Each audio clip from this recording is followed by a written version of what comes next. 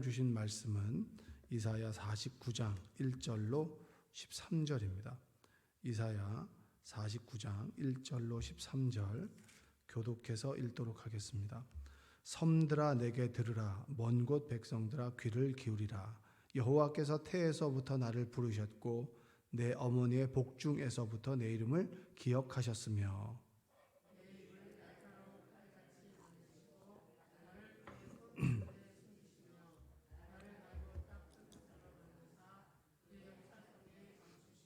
내게 이르시되 너는 나의 종이요 내 영광을 내 속에 나타낼 이스라엘이라 하셨느니라.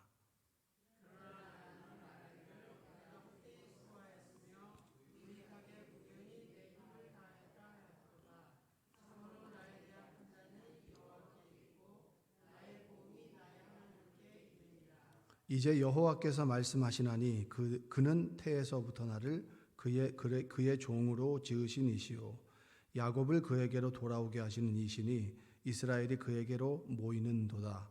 그러므로 내가 여호와 보시기에 영화롭게 되었으며 나의 하나님은 나의 힘이 되셨도다.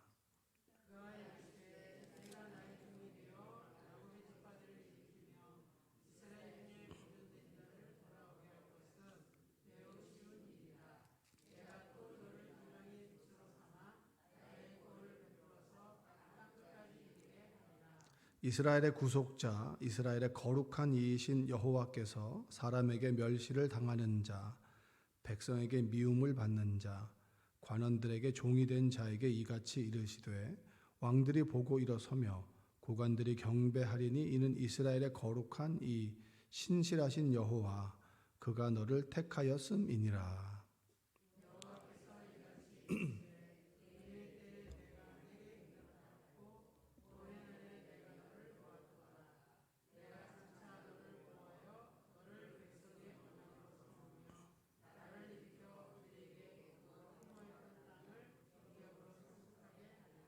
내가 잡혀있는 자에게 이르기를 나오라 하며 흑암에 있는 자에게 나타나라 하리라. 그들이 길에서 먹겠고 모든 헐벗은 산에도 그들의 풀밭이 있을 것인즉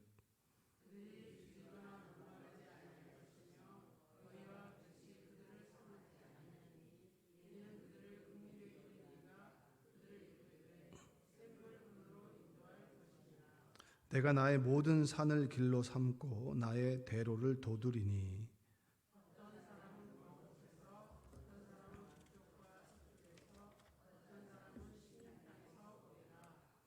하늘이여 노래하라, 땅이여 기뻐하라, 산들이여 즐거이 노래하라.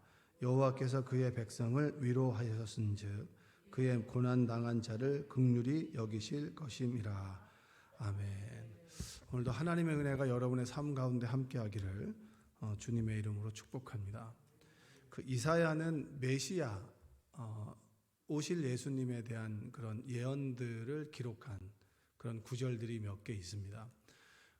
구약은 오실 메시아에 대한 어떤 예고, 그리고 신약에서는 주님께서 이제 마국간에 태어나셨고 그리고 공생애를 사셨고, 그리고 사도행전은 뭐냐면 그 예수님과 함께 살았던 그들이 성령을 받고 기후에 펼쳐지는 이야기들이 바로 사도행전 이후의 이야기들이죠.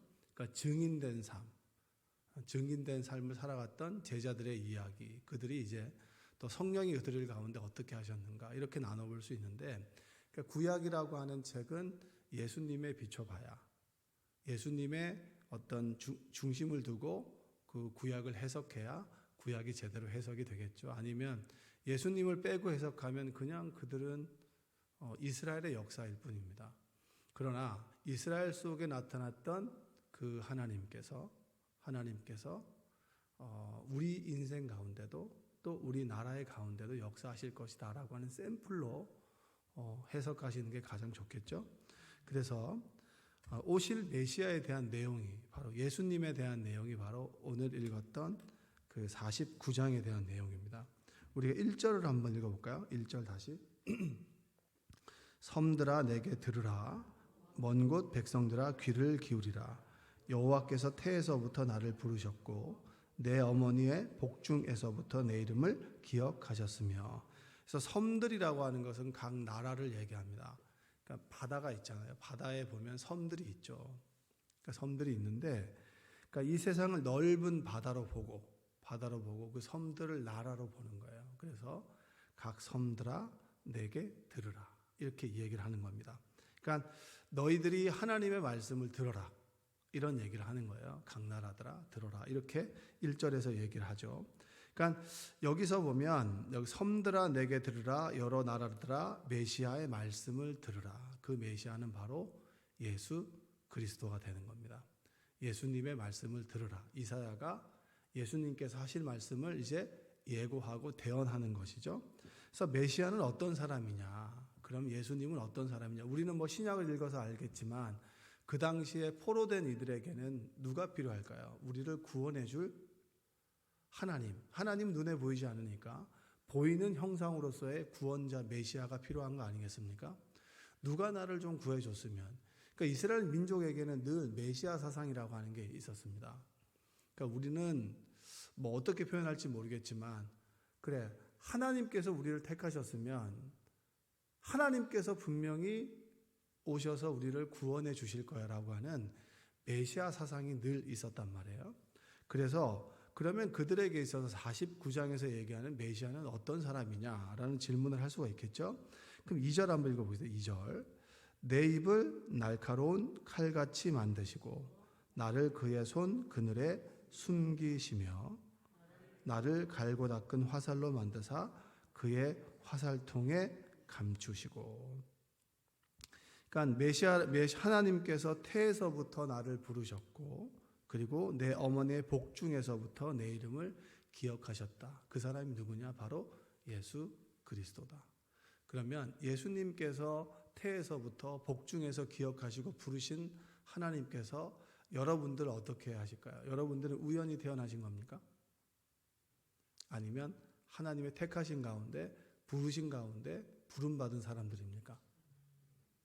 여러분은 태에서부터 그냥 어쩌다가 본인이 이렇게 교회 오게 됐고 흘러 교회 왔다.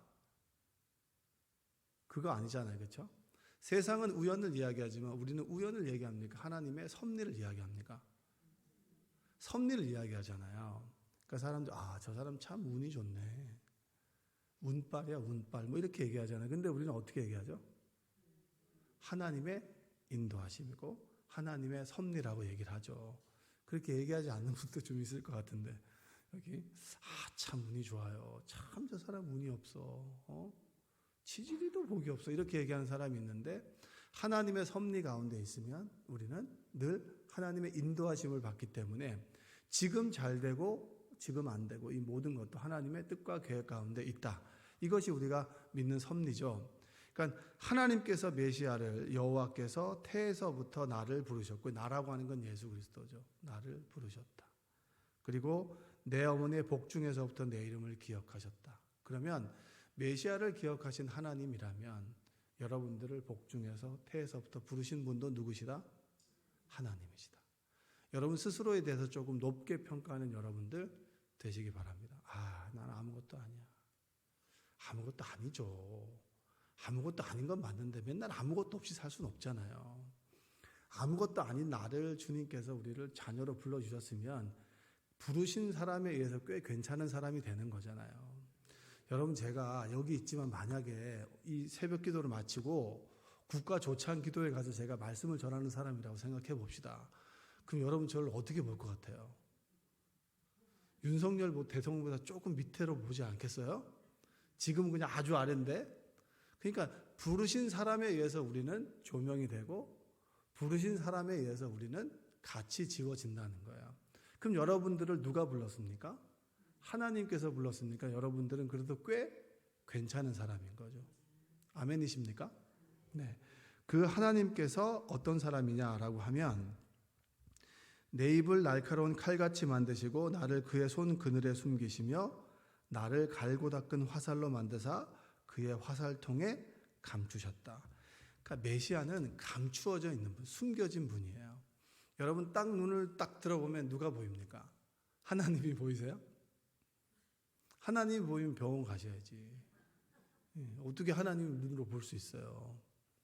그러나 우리가 기도 가운데, 그리고 하나님의 돌아보니까 하나님의 역사하심이구나, 하나님의 인도하심이구나라고 하는 것을 그 즉시 느낄 수는 없지만 시간이 조금 지나면 우리는 하나님의 인도하심이라고 하는 것을 느낍니까? 느끼지 않습니까?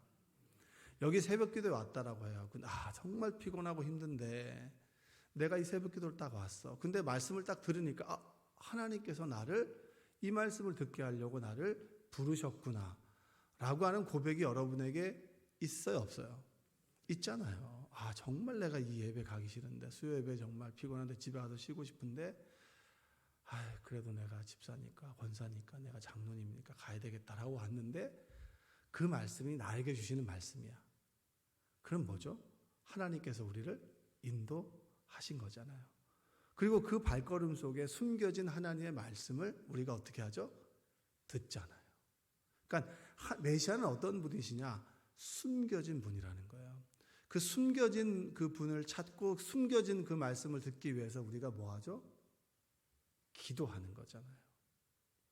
그렇지 않습니까? 기도 가운데 그렇구나 깨닫고 깨닫잖아요. 자, 예수님께서 십자가에서 죽으셨습니다. 죽으시고 3일 만에 부활하셨죠. 며칠 만에 부활하셨습니까? 부활하시고 보니까 그 3일의 시간이 뭐죠? 숨겨진 시간인 거죠. 예수님께서 숨겨진 시간이다. 자, 그리고 40일 동안 부활 승천하셔서 활동하시다가 승천하셨잖아요. 그리고 난 다음에 그 성령께서, 하나님의 영으로 임하는 성령께서 불과 같이 임하시기 전까지의 10일 동안이 어떤 기간이죠? 숨겨진 시간인 거죠. 숨겨진 시간. 그 성령께서 우리 안에 계셨습니다. 성령으로 충만해서 그분이 일하신 시간, 내가 깨닫지 못하는 그 시간, 숨겨진 시간. 자, 주님은 우리 안에 숨겨져 있는 거예요. 그래서 신앙생활을 어떻게 보면 숨은 그림 찾기일 수 있어요. 분명히 하나님은 계신데 내가 어디 있는지 몰라. 왜? 내 눈이 가려지고, 또한 내가 자꾸 다른 곳을 바라보니까 그 하나님을 바라보고 찾아가는 시간. 근데 처음에는 그 하나님을 너무 우리는 기적적으로 만나야 되는데 시간이 지나면서 그 하나님이 내 가까이 있구나. 그리고 어느 순간 나와 함께 있구나. 이 고백이 우리 가운데 있는 거죠. 그래서 메시아는 어떤 분이다? 숨겨진 분이다. 아멘? 그래서 그 구절을 바로 2절이 우리에게 이야기를 하는 거예요. 자, 5절 한번 읽어볼까요? 5절 한번 읽겠습니다. 이제 여호와께서 말씀하시나니 그는 태에서부터 나를 그의 종으로 지으신 이시요 야곱을 그에게로 돌아오게 하시는 이시니 이스라엘이 그에게로 모이는도다.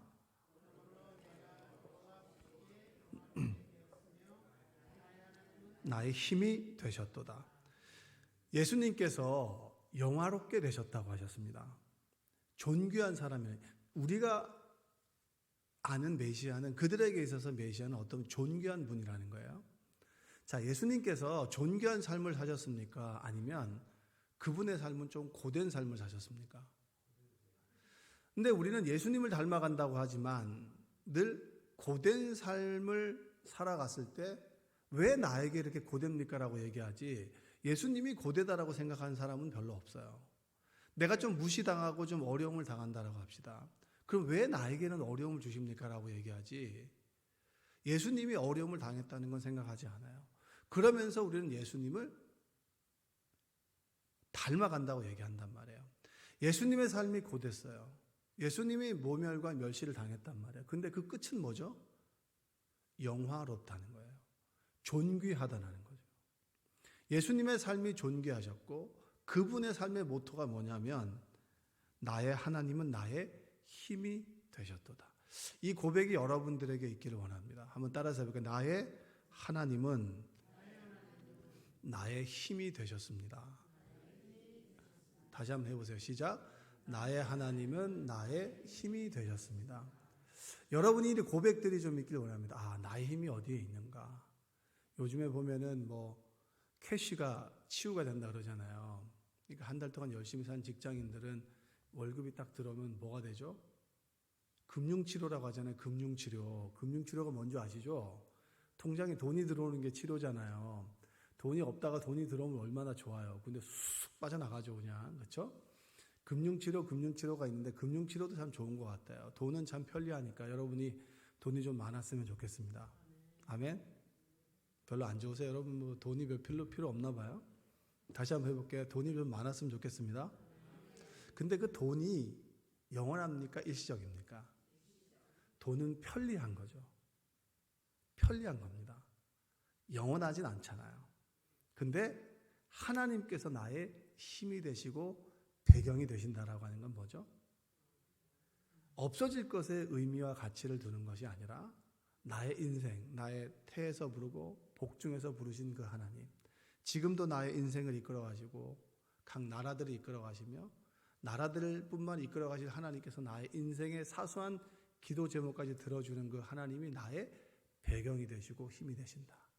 저는 이 구절을 계속 읽으면서 참 좋았어요. 아, 나의 힘이 되신 여호와여, 내가 주를 찬양하나이다. 이 찬양이 있잖아요. 하나님이 여러분의 힘이 되시기를 바랍니다. 다른 것에 소망과 희망과 기준을 두는 것이 아니라, 여러분의 가치와 의미를 두는 것이 아니라 하나님께 가치와 의미를 둘 때 우리의 삶이 가치와 의미 있는 삶을 살아갈 수가 있는 거죠. 그러면 주님께서의 삶은 어떻을까? 주님은 이 땅에서 대접받지 못했죠. 대접받지 못했습니다. 여러분도 대접받지 못할 때가 있나요? 대접받지 못할 때가 있죠. 여러분이 아내로서 열심히 살아갑니다. 남편으로 살아갑니다. 그런데 집에 딱 들어갔을 때 아무도 나를 반겨주지 않아요. 그래서 뭘 키워요? 개를 키우잖아요. 개. 그래, 너만 나를 반겨주는구나. 그래서 개한테 요즘에 개가 먹는 유산균을 제가 먹더라고요. 제가 유산균을 먹는데 후기를 보니까 개들이 그렇게 좋아한다네요.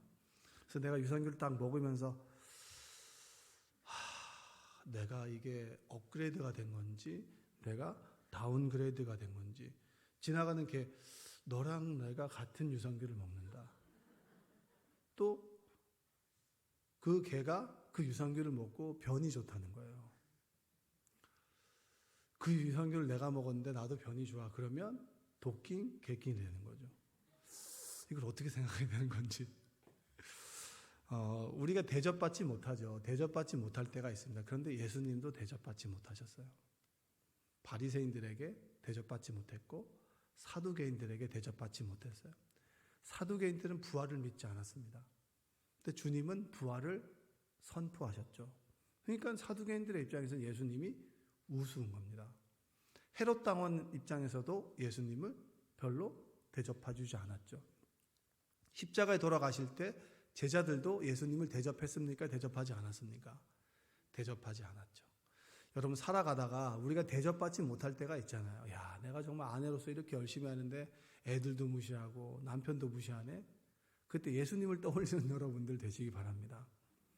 예수님은 대접받지 않았는데 우리는 세상에서 자꾸 대접을 받으려고 하잖아요. 우리가 대접받지 못하고 서러울 때 우리를 위로해 주시는 분이 누구시죠? 대접받지 못한 주님이세요. 그래서 우리가 기도하는 거예요. 기도하다 보면 왜 우리가 위로를 받나요? 대접받지 못한 그 주님께서 영으로 우리 안에 와 계시기 때문에 우리의 마음을 이해해 주시는 거예요.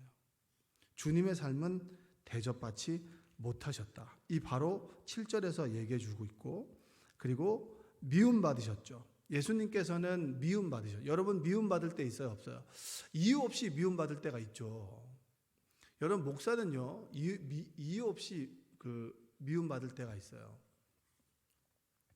자신의 그 인생 가운데서 어떤 목사님의 상처를 받잖아요. 그럼 그 상처를 저에게 그대로 투영할 때가 있어요. 아, 목사님은 이럴 거야. 목사님은 이럴 거야. 근데 목사님에 대해서 굉장히 좋은 인상을 가지고 있는 사람은 그것을 그대로 저에게 투영해서 굉장히 좋은 목사가 되지만, 어떤 사람은 자기가 받았던 그 안 좋았던 그 목사님이 저인 경우가 있어요. 제가 신방에 갔더니 어떤 청년 한 명이 여자친구가 교회를 안 다니나 봐요.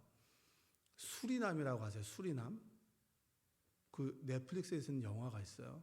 그 수리남이 황정민이 나오는 그 목사님인데, 그 목사로 나오는데 마약을 하고, 그리고 나쁜 짓은 다 하는 거예요.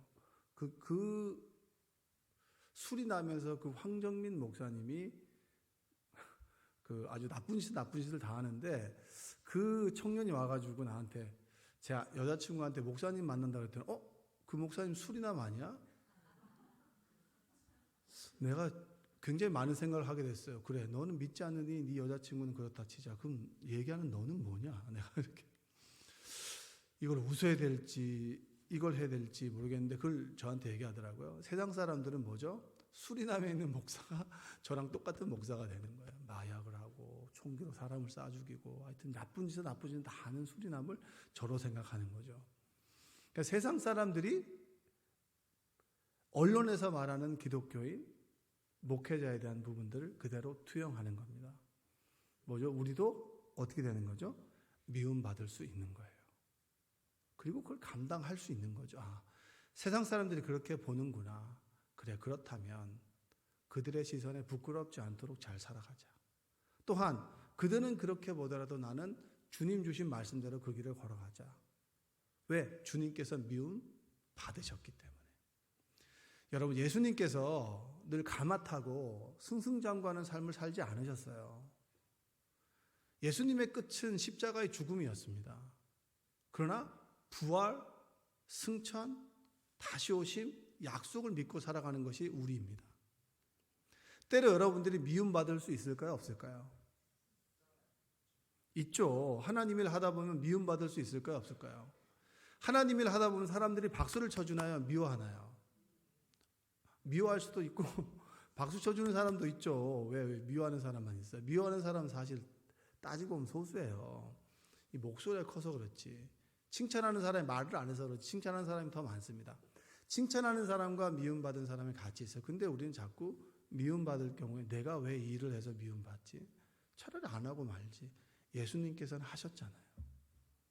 그 길이 주님의 길이라면 그 길을 걸어가는 여러분들 되시기 바랍니다. 미움받으면서 주님의 길을 걸어갈 때 우리는 예수님의 마음을 깨닫게 되고 예수님께서 우리를 위로해 주십니다. 때로 우리가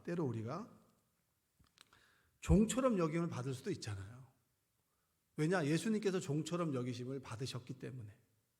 종 부리듯이 우리를 부리는 사람도 때로 만날 수 있을까요? 없을까요? 있죠. 그럴 때 주님께서 종처럼 부림을 받으셨다. 우리도 그렇게 될 수 있다. 아, 그렇구나. 예수님께서 그러한 삶을 사셨듯이 나도 때로 누군가에게 그러한 대우를 받을 수 있다. 그때 슬퍼하지 말자. 왜냐? 예수님도 그러하셨으니까. 그러나 그 끝은 뭐죠? 그 끝은 7절 너를 보고 여러 왕이 일어나며 방백들이 경배하리니. 결국은 뭡니까? 해피엔딩이에요? 새드엔딩이에요?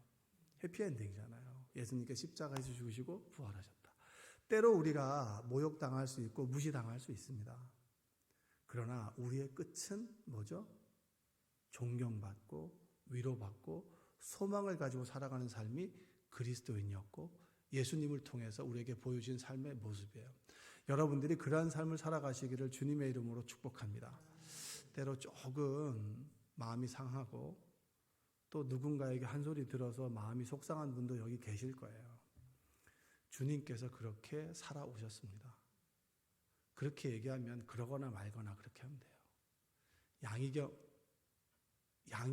양희은 씨의 책 제목을 좋아하는데 제가 그 책을 봤는데 그러라 그래. 한번 따라서 우리가 그러라 그래. 자꾸 계속 얘기하는 사람이 있으면 그 사람은 그러라 그래. 주님께서 우리를 위로하시니까 그 위로하심 여러분 삶 가운데 함께하기를 주님의 이름으로 축복합니다. 기도하겠습니다. 사랑과 은혜가 풍성하신 아버지 하나님 감사합니다. 주님의 삶이 때로 모욕당하셨고 또로 종칙을 당하셨고 때로 무시와 경멸을 당했고 때로 업신여김을 당할 때도 있었습니다. 그 예수님의 삶을 우리가 어느 인생 가운데 어느 시점 가운데 깨닫게 될 때가 있습니다. 무시당하고 조금 우리가 나를 낮춰보는 사람들을 만날 때 주님의 마음이 깨달아지게 하시고 주님의 위로가 우리 가운데 있게 하여 주옵소서. 그러나 그 끝은 해피엔딩이고 부활이고 소망이고 기쁨이었음을 믿사오니 주님 우리를 견딜 수 있는 힘과 용기를 허락하여 주옵소서. 예수님의 이름으로 기도합니다. 아멘.